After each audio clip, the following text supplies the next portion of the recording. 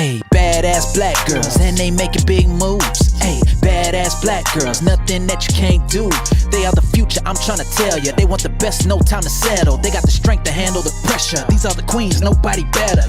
Yeah, changing the narrative, that is imperative. They about to rock this. Tell the women that you got this. Got no time for people who are toxic. It's all love, good vibes. You know I got your back, girl. Talking issues that matter. This is badass black girl, yeah.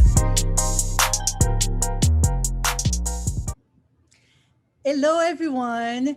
MJ here. Welcome to another episode of Badass Black Girl. And as usual, I'm bringing you someone very, very special.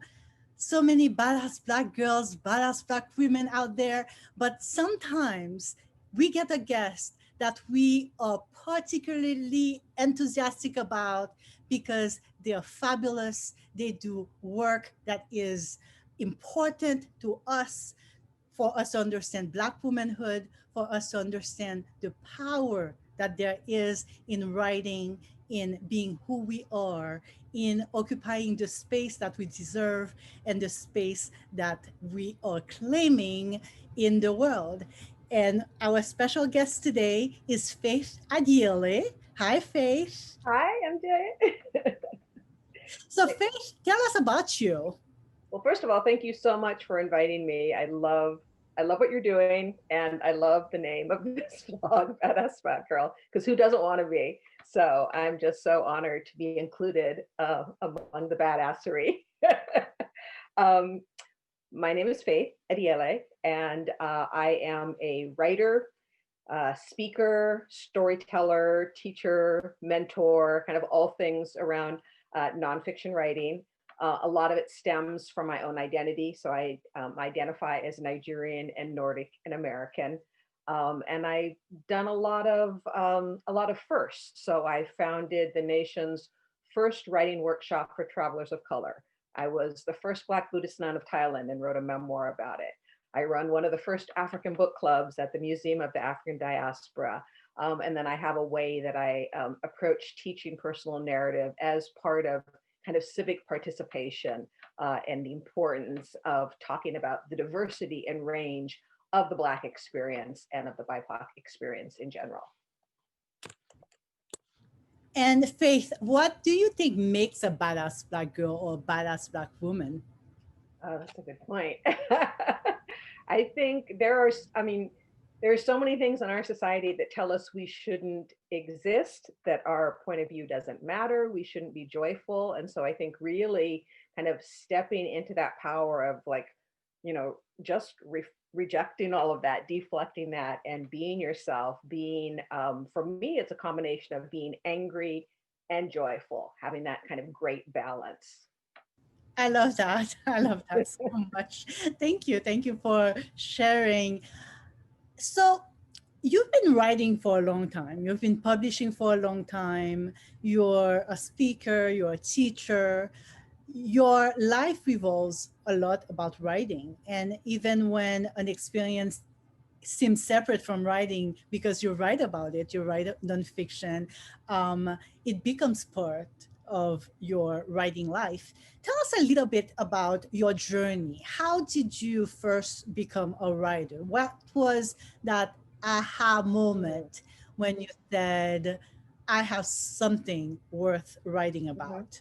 That's a great question. And I think my answer demonstrates how we know things and then we forget them. We like give up our power or we give up what we know. And that often so much, that's the growing process, is coming back to what you actually know.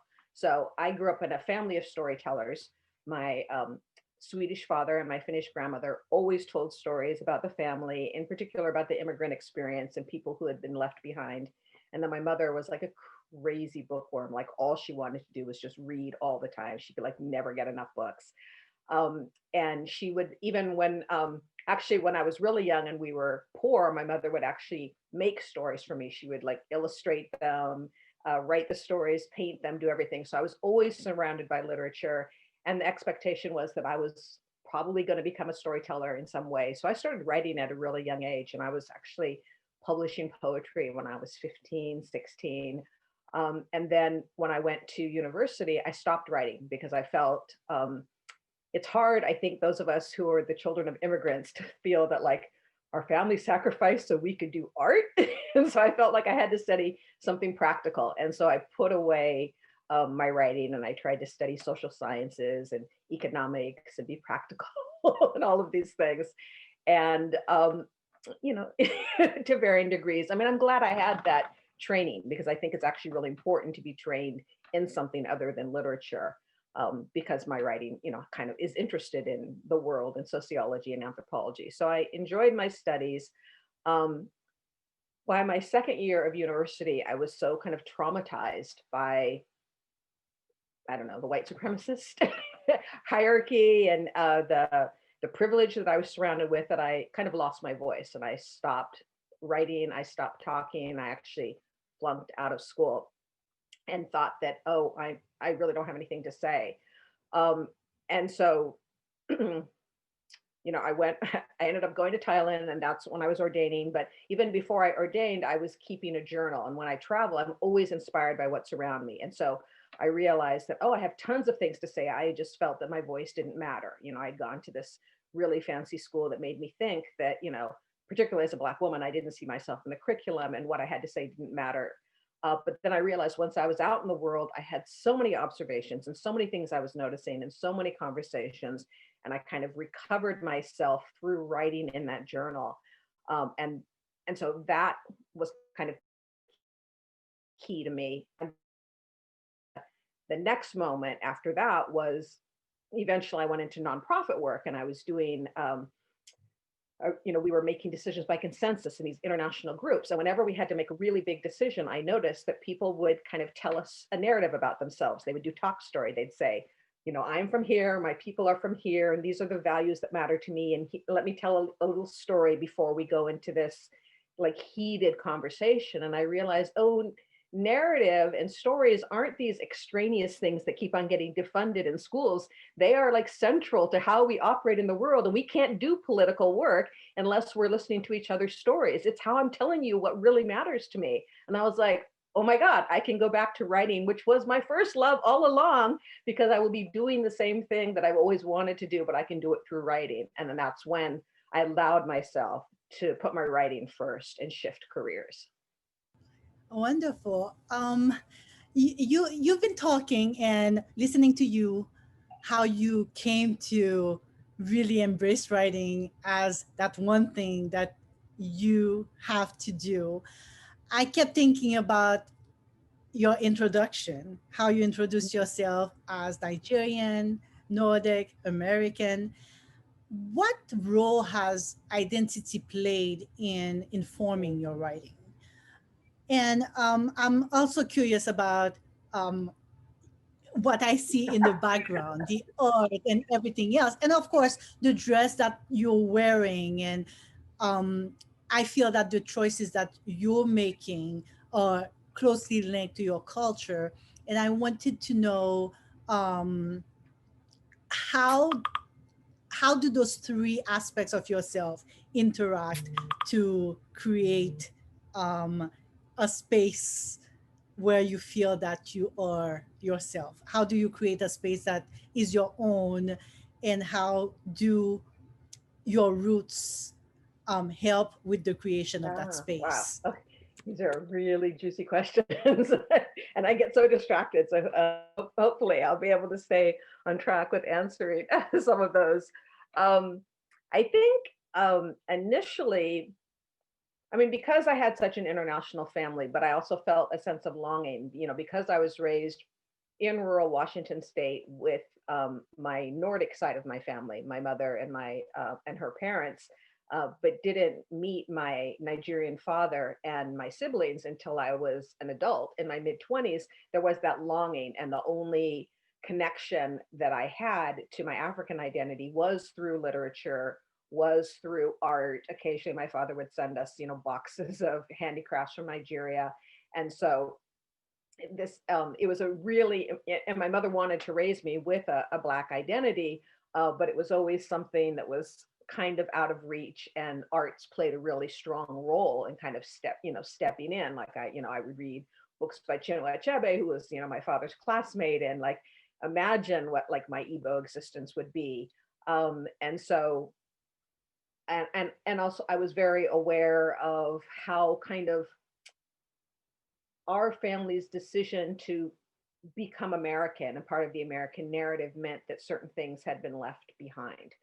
I saw our family transforming I came from very kind of politically radical, socialist, Finnish immigrants tend to be super, super radicalized. But then when they had the opportunity to become white middle class, there were a lot of things that got left behind. And I realized that our family was, kind of making these deals with the devil in order to kind of buy into the American narrative. And one of the big things was throwing my mother out of the family when she became pregnant out of wedlock with a Black child. And she was completely shocked because that's not how she'd been raised, but they were at that cusp where all of a sudden, American middle classdom was, kind of transforming. So I realized that these kind of weird national narratives were playing out in the family and in identities. And then, of course, the older I got, I just didn't seem to fit. As those of us who are mixed in our society, that is a binary society of good and white and or good and evil and black and white, there was actually kind of no place for me. And once I left home, no one saw me as a Nigerian Nordic girl. They saw me as a Black American, and whatever those assumptions were. And so I started, to feel lost and say, well, why can't I be all of these things? Why can't I be both and? And so the attempt to answer that question for myself ended up, being all these interesting kind of writing projects. I didn't start out to write about myself. I started out to kind of just answer a certain question of why are you making me decide this or that when I'm in fact both, and then when I was 26, I like mysteriously got a scholarship to go to study in Nigeria. And so I like met my father and my siblings for the first time and found out about all the things that had happened during the Civil War there and, with colonialism. And I was like, I guess I got to write about that. And I actually went back and looked at the letters my father had written to me when I was a small child. And he had been very traumatized by the Nigerian Civil War. And at one point he said, I'm not going to talk about it anymore. It'll be part of the history Faith has to put together for herself when she grows up. And so I was like, oh, he even predicted what I was going to do. So it was like, everything I did, just kind of led to some new uncovering. And then, PBS reached out and they're like, do you want to do a documentary about your family? And I was like, okay. So these opportunities just kept coming along and I would do these explorations. And like, I did that journey before kind of DNA was a thing. And so I kind of felt like I had to make that journey because so many Black Americans didn't know where they came from. And I'm like, oh, here I've been given an opportunity. I actually know, and I can actually go to the village and I can ask the questions. And maybe that will be a blueprint for other people who are trying to return psychically and spiritually, even before I knew that we could do that on a DNA level. But, so a lot of these trips I feel like I take, or these writing journeys I take on behalf of other people. How to reconcile with one's father. Then what is it to be, a Black Nordic person, a Black Finn? So then I, found my family in Finland and started, teaching workshops to Black and Brown Finns, and they've got a whole movement that's starting there. So all these projects just grow organically by kind of following my interests and saying, I'm not going to keep secret about this anymore. I'm just going to say who I am totally and see where that leads me. Does that kind of answer you at this point? I'm not even sure. Yes, absolutely. And I love the fact that you mentioned that through your own experience, you're going through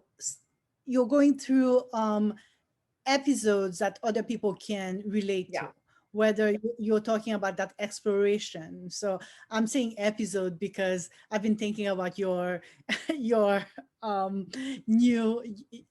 what you've accomplished with HBO Max, and we're going to talk a little bit about that.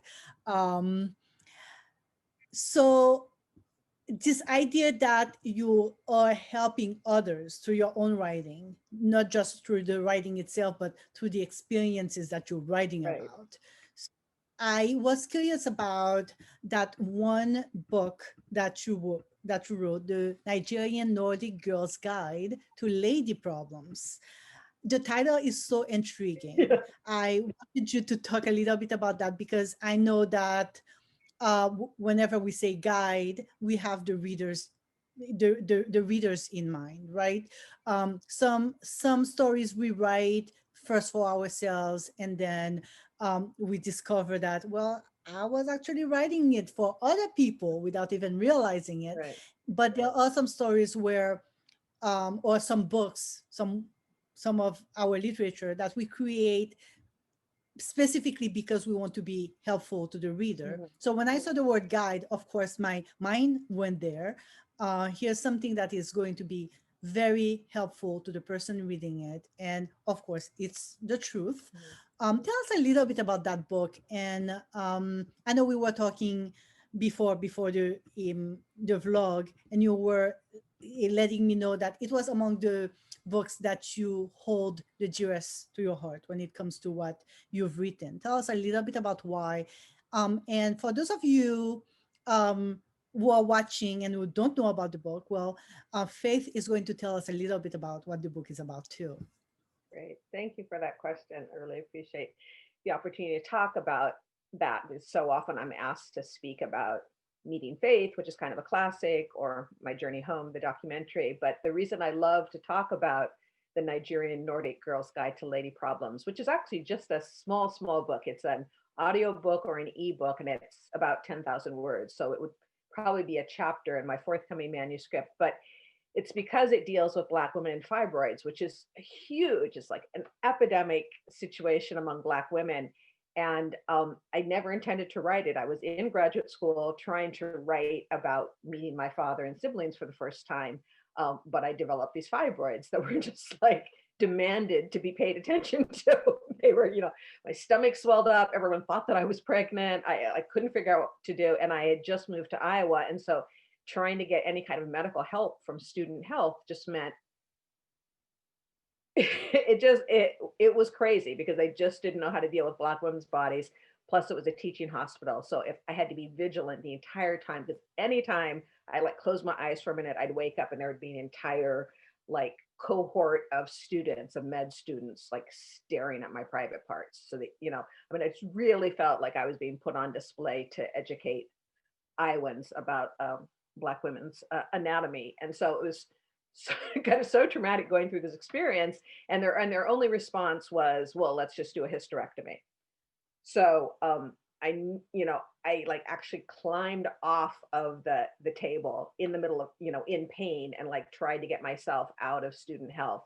And I was like, oh my God, it's going down. Like the things that we've read about, that they do to Black and brown and Native women's bodies is happening. So I had to start researching what was going on, and there was very little information about fibroids because Black women are the primary sufferers of it. And so I just kind of I felt that I was too close to the story that I couldn't even write about it, but I just kind of tried to journal and track all the different stages I'm going through. And then researching family history. And then it reminded me of how my grandmother had been really poorly. She had been misdiagnosed when she knew she had cancer. And when she went to her doctor with her thick Finnish accent and her lack of education, he told her she was hysterical and gave her Valium until she died. And I remember her telling me this, when I was a child. And then I remember that her brother had shock therapy because depression runs in the family. And then I found out that, things had happened to my dad when he came for medical treatment. And so then I just started to think about the American medical industrial complex and how it treats Black and brown bodies. And so kind of trying to draw connections there. And then I started to do research also that if this had happened, if I had been diagnosed with this in Nigeria, what would have been the cause? And maybe because the proper birth rituals weren't done when I was born, my placenta was not buried with a tree root, and so was there a metaphor going on here as well? And then I looked at how would we deal with it in Nordic mythology too. And so that's really kind of the structure that I do with my work because I'm tricultural. So, Western medicine says this is what's happening. Igbo mythology says this, Nordic mythology says this. But I also did a lot of interviewing and researching on what I could find for fibroids just to kind of bolster my own personal story. And I've had doctors tell me that they've actually prescribed the book to their patients of this is just a step-by-step way of kind of reconciling with it, advocating for yourself, even though it is in fact just kind of a lyrical account of metaphorically how I was trying to find the language to advocate for myself around this thing that I didn't even understand.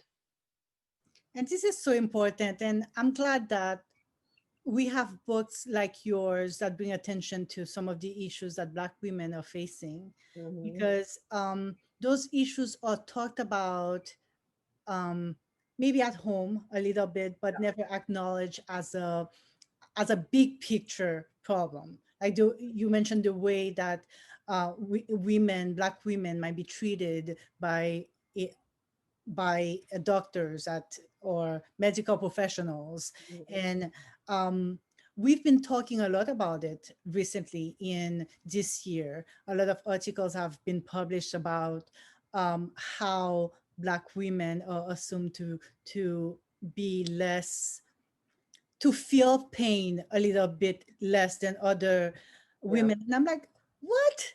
I I mean, know. uh, Yeah. those insane views of the Black body.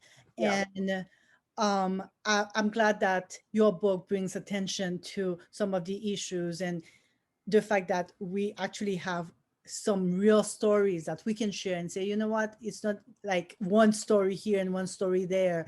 It's part of the culture of how we are treated in this space in America. So Yeah. very important work, which leads me to my next question. So I enthusiastically learned about your work with HBO Max. Um, and I know that you must be very, very excited as well. So tell us a little bit about, I mean, that's big. I think so many of us writers dream about being being able to write for HBO or Netflix. This idea that our work will be acknowledged, that we're going to be recognized as the talented writers that we are. So I'm looking at you and I'm like, oh, you go, Faith. Tell me a little bit about this. Well, I'm hoping this leads to much more, definitely, because this does seem like the moment, right? This, I mean, television is just incredible right now. There's just an incredible renaissance going on, and there's people are really understanding that there's this hunger for interesting stories and international stories and inclusive stories. And so there's so much exciting things going on. Um, this project's a little bit different because it's it's a mini documentary. So it's a collaboration between HBO Max and the meditation app Calm. And Calm, everyone's everyone loves Calm. Whenever I mention, everyone's like, "Oh my God, I can't go to sleep at night without Calm." And so they have this wonderful thing that's called sleep stories, where they're kind of these travel tales that take you around the world, and they're usually read by somebody fairly dreamy, sometimes someone famous. And so I was I was talking to Calm. They were interested in hiring me to do some sleep stories, and they said, "But we've got this new wacky thing we're doing with HBO." And I was like, "You're making television to put people to sleep? That seems crazy." This was like, just a few days into the pandemic. So I was like, that's crazy. But they're like, "You seem like you like to do lots of different things, that you say yes to opportunities, and you've done all different types of writing. Would you be interested?" And I was like, "Yes, I love doing anything that seems weird and wacky and different." So it's a limited series right now. Season one is 4 short episodes, or 10 short episodes, and each one's about 22 minutes. And the whole idea is to just, relax you. So it's got kind of stunning footage and this like relaxing narrative, and then really A-list authors and some, beautiful soothing music. And each episode just focuses on one kind of natural aspect. So my 2 episodes, one is about horses and one is about water. And most of them don't have humans. A couple of the episodes, there's a boat builder in one of them.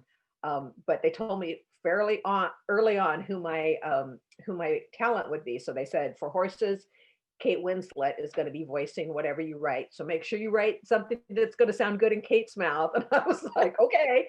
And then they said for water, it's going to be Mahershala Ali. And I was like, oh my God, all my girls are going to run. So I was like, I'm responsible for Mahershala Ali sounding good and making water sound good.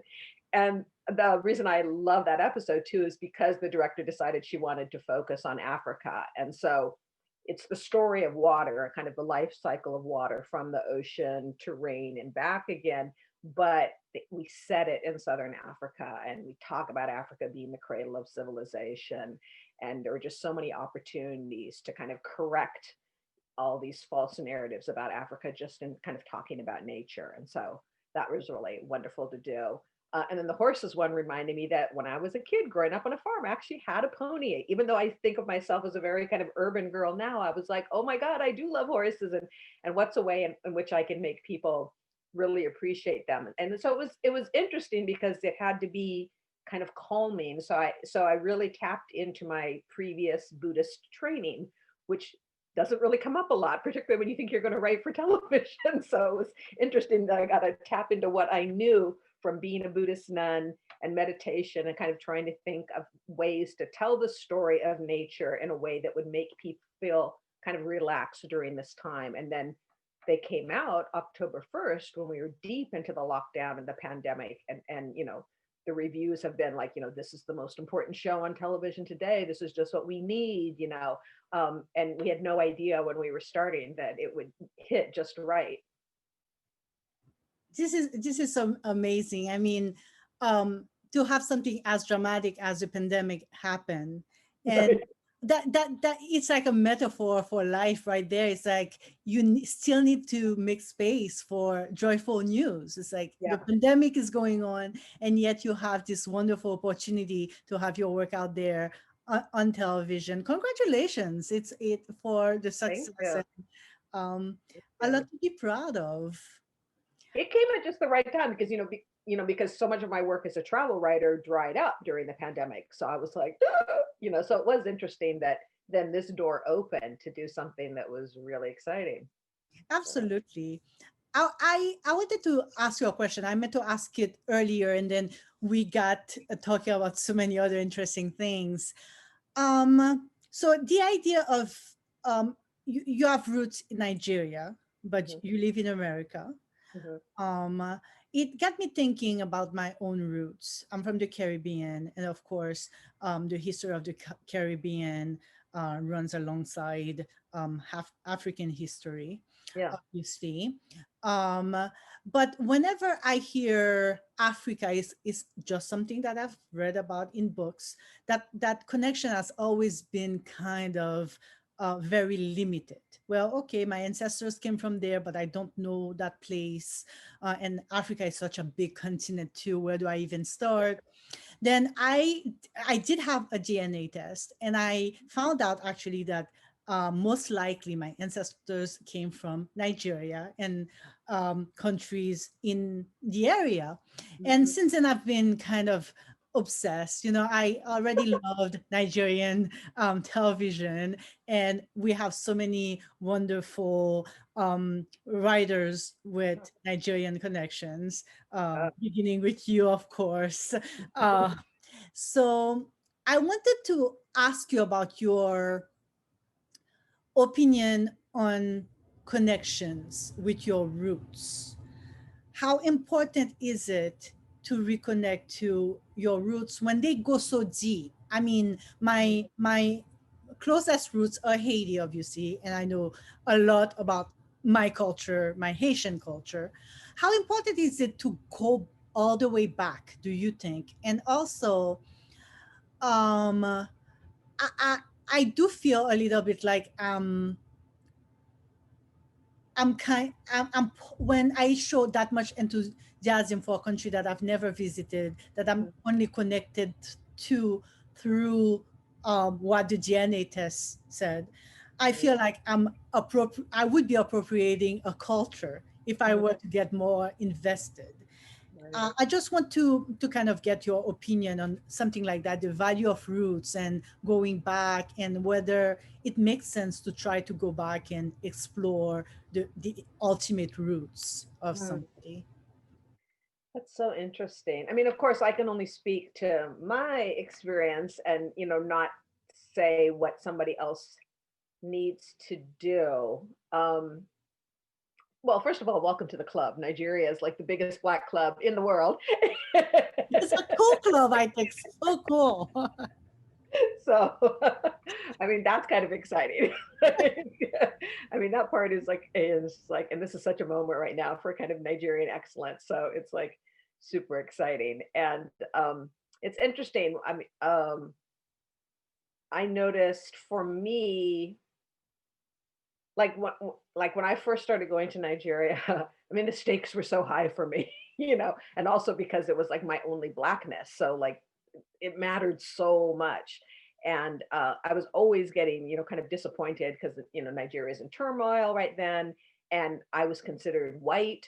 And they were like, yay, we're glad you're here. It's cool that you you feel the need to connect. But like I didn't have any of the cultural cues, and it was just super, super hard. And then I would see like my Black American friends who would just like breeze in and they'd be like, oh my God, this is great. Because all they needed to see was like a Black run country. Stakes weren't as high. They just, and no one was going to like yell at them because they couldn't speak like the native language in that particular region. It was just much easier to kind of get something that buoyed them and then leave. And so they'd be like, oh my God, I love Nigeria. And I was like, how could you love Nigeria? Like I go there and people are like yelling at me all the time. Like everything I do is wrong, you know? So no, I think, we fight with our family more than we fight with strangers who are on their best behavior. For me, it was really crucial um, because, for so many reasons. I think, because I was raised by white people, because there was this unfinished business, this trauma that had happened in our family. My parents been brought together by civil rights and then ripped apart by the Biafran War. And people weren't talking about it in Nigeria. And I was writing about the Biafran War like long before, like when no one was writing about it. And then like Chimamanda's book and like a lot of people are writing about it now, but back then like people didn't talk about it, people didn't write about it. And so it was really important for me to kind of go and make those journeys to kind of heal my family. And I think then it was in the zeitgeist because I think we've seen a lot of literary production around it. And so I feel that the personal journeys we take do end up, kind of healing the larger society. So if you feel the need to do it, and it might be just to go and see Nigeria once and just be like, I saw it, and this is kind of where I came from, in addition to coming from Haiti, in addition to kind of being an American. Um, One of the things that I'm interested in too is like, whenever I tell people I'm Nigerian and Nordic, they would always be like, how can that be? How can two things fit in one? It was so dramatic. It was that whole tragic mulatto trope. Like Nigeria is so black and Nordic is so white. Like they just made such a big deal about it. And so partially I write about it to show that there are all these similarities. Like as soon as I go back to the village, they're pretty much operating in the same way. They're both kind of village cultures. They both have this belief in the spirit double, and there are just kind of all these connections. So I'm interested in writing about what Nigerian and Nordic have together. And so I need to do that research to see the connections and tell people that the question is wrong. This whole idea of how can two polar opposites be together? They're not polar opposites. So for the story I want to tell, I need to find those roots, but I'm not a very good Nigerian. Um, so I like to bop in to get some information, but I don't actually like living as a Nigerian and that whole kind of communal thing. Like my husband's Nigerian, but from a different ethnic group. So I'm like Nigerian adjacent in my daily life. And I realize that I'm a little hypocritical. Like I like the trappings of being Nigerian. I like to be able to call on it, but I don't want to live that collective way in which you're so beholden to everybody, because ultimately I like to be on my own and left alone, and I've got that kind of Nordic American sort of thing as well, which I have to admit to too. Thank you. That was such an insightful response and Long, a sorry lot to about that. think about. And you're right, it's such an individual experience depending on, um, I guess, also what you want from the relationship with the Right, country that you're experiencing. And I know that part of it has nothing to do with even the way that the people who are still in that country welcome you, because sometimes you feel such a strong connection to the country of your parents, your that country where you're basically from, that you don't have to go look for, as in my case, Haiti. And sometimes you go back and they're like, well, you're not really right, Haitian anymore, you've been right. away for so long, you're not one of us anymore. Yeah, yeah. Sometimes you get that. So it's, I guess, it's a matter of choosing who you want to be and who you don't Mhm. want to be, and which connections you keep and which ones um, you Right. don't keep. Mhm. So very interesting. My next question has to do with, also, I guess at some point, it's related to what you spoke about, identity um, and the experience of knowing who you are and discovering aspects of yourself that you might not know by exploring where you come from, and thinking about the relationships between your different selves. So, how how do you keep centered? Because I know that 2020 alone has been such a hectic year in terms of forcing us to think about the workings of the world. Here we are in the middle of a pandemic, appreciating things that we never, or that some of us never appreciated Right. before. And in the US, particularly, it came around a time when the conversation around race and identity was in the news every Mhm. day.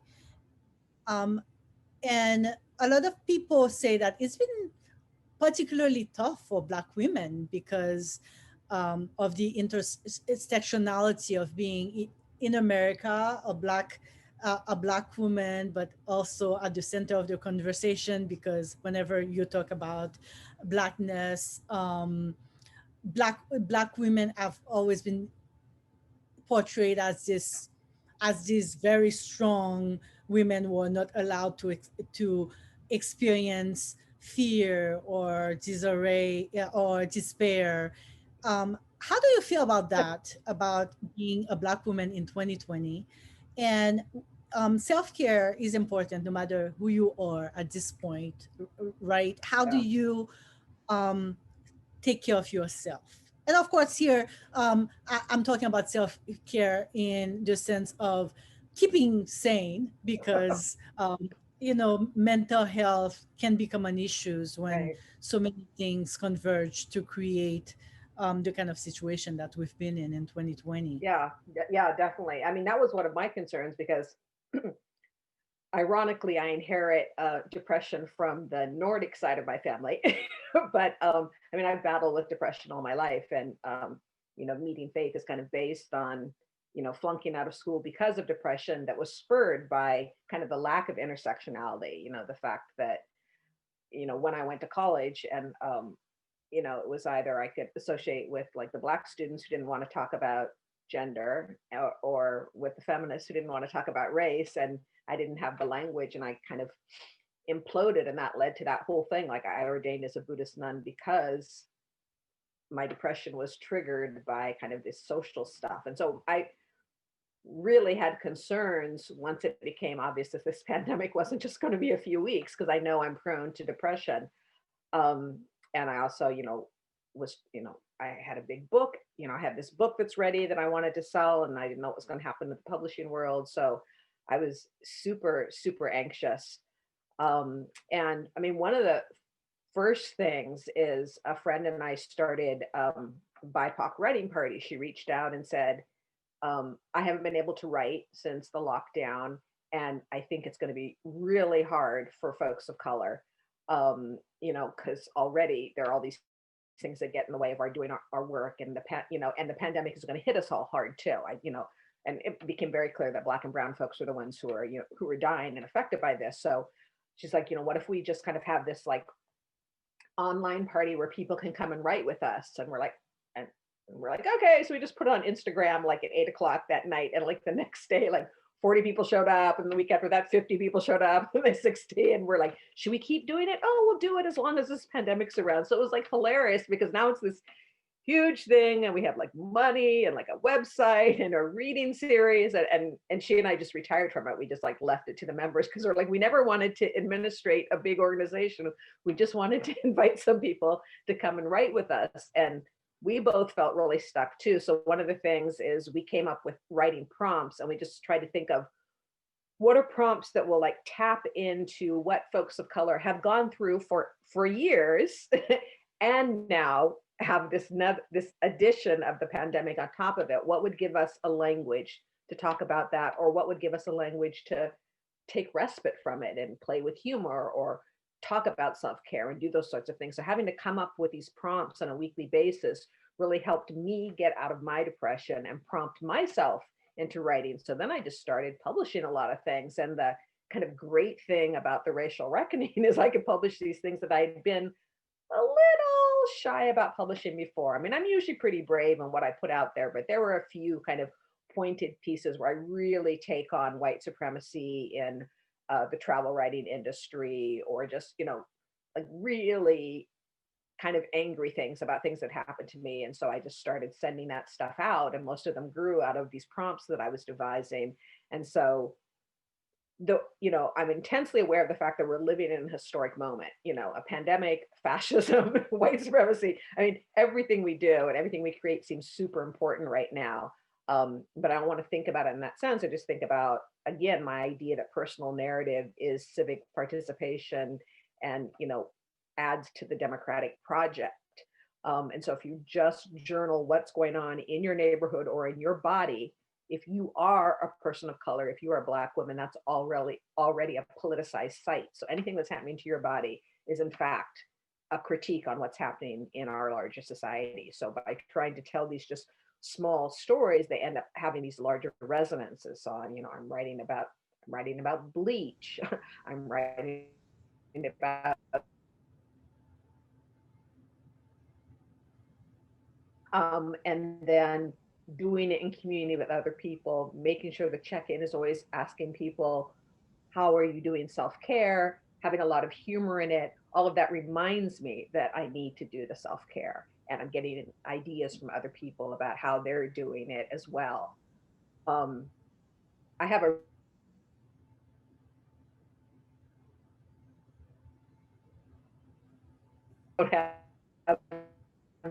advice around that. But otherwise, I think my art life has been like one of the best things that's to surface out of the pandemic. Faith, I want to thank you again. I mean, everything you said, from talking about becoming a writer to the different themes that you've explored, to talking about that one book that you wrote that was particularly important to you about a fibroids and um, the the place given to the Black body in the world, and talking about the pandemic and how exhilarating it's been to have your work on TV during a time when you also had to Mm. deal with everything that the world was witnessing in terms of um, the pandemic and white supremacy, and being able to rely on your art to find your center. And here you are, sharing some of the wisdom you've acquired throughout the years, letting us get to know you a little bit more and appreciate all the work that you've done as a writer, as a teacher, as the explorer of the world. Really, what what do you want us to take with us tonight? That what is one piece of advice or a word of wisdom that we can take home with us, or well, keep at home with us, since so many of us might be home right now. Keep it home since we're not going anywhere. That's great. Well, at the risk of of a pun, I would say to have faith in yourself, because so many of the things that I was interested in did, I was like the only person at the time, or it felt like I was.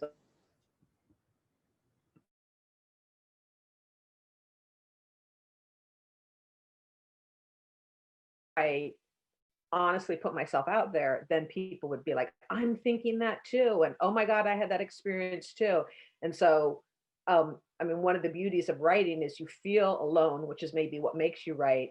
And then you create your tribe. They show up when you've put yourself out there and been vulnerable. So I would just say, have faith in what you're really interested in, feel passionate about it, and really create that art around it. And then by being vulnerable and sharing it, the very people you need will show up and say, I see you. Thank you, Faith. Thank you so much for being part of the Badass Black Girl community, for coming today and talking to us. I hope you'll come back. I'm sure the audience will have so Sure. many questions after getting to know you and getting your book. For those of you who watched that wonderful episode with Faith Adiele, please click on the link under the video, order her book, support Faith, support her work. And we can also catch the episode that you wrote on HBO Max, right? Yeah, yeah. Episodes 8 and 10. And you can get a free trial of HBO Max if you don't have HBO. So Awesome. Here's a good reason to get the trial. Absolutely. Thank you, Faith, again. And thank you. I'll see you soon. It's been great.